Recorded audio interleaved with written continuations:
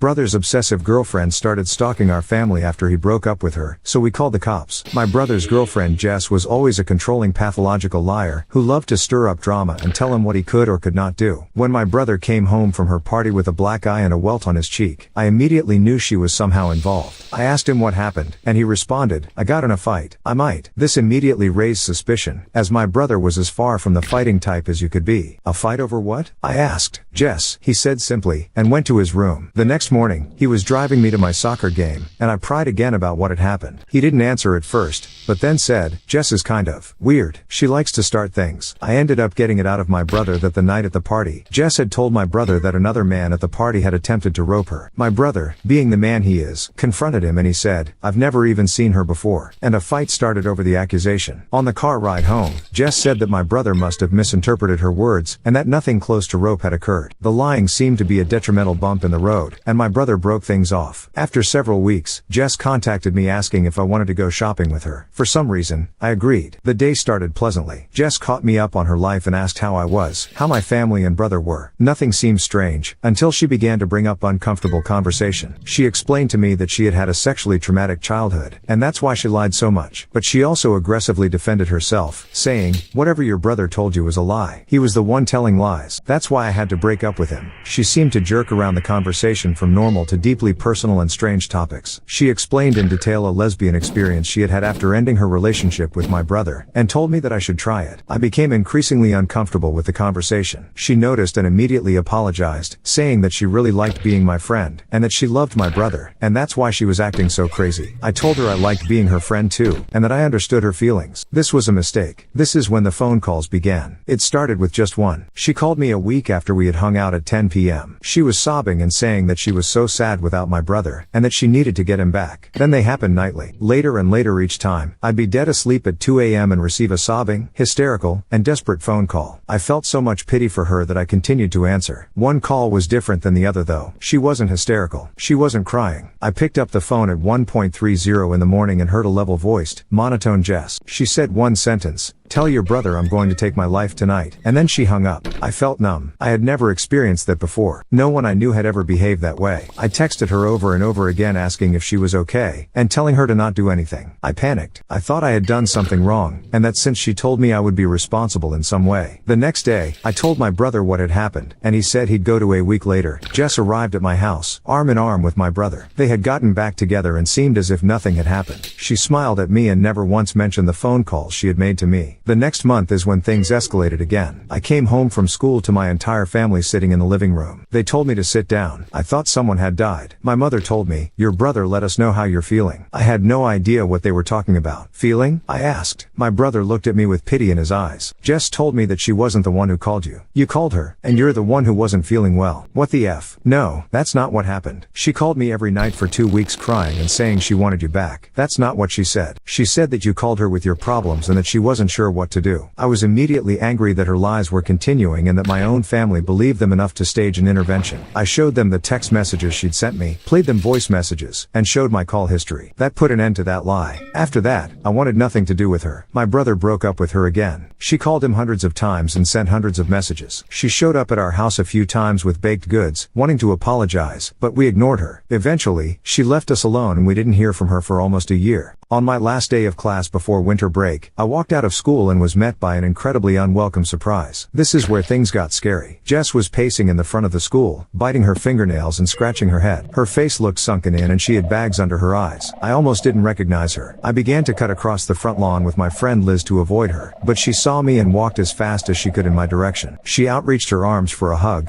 but I stopped. The first thing she said was, "Aside." I asked her what she was doing there and she laughed quietly. "I wanted to apologize for whatever your brother told you. I'm sick. I know. Please don't talk to me anymore." I started away, knowing my brother was parked waiting for me around the corner. Jess reached out and grabbed my shoulder as I did. I quickly pulled away and said, "I'm serious. Leave us alone. I think you need some help, Jess." She immediately began to cry, but I turned away and left. My brother pulled into the front parking lot of the school and opened his car door for me. "Is that Jess?" He looked through his front mirror. "Yeah, I don't know what she's on, but she's crazy." That night, at around 1 a.m., there was a knock at our door. My dad went to it and looked through the peephole.